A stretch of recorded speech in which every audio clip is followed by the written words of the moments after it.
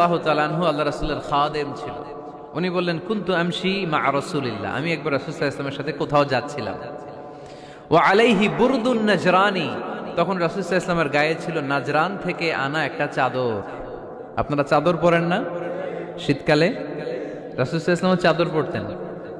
রাসূল সাল্লাল্লাহু আলাইহি ওয়াসাল্লাম নাজরান দেশ থেকে আনা একটা চাদর পরেছেন, গলিজুল হাশিয়া, যেই চাদরের এই কর্নারের ডিজাইনটা ছিল খসখসে।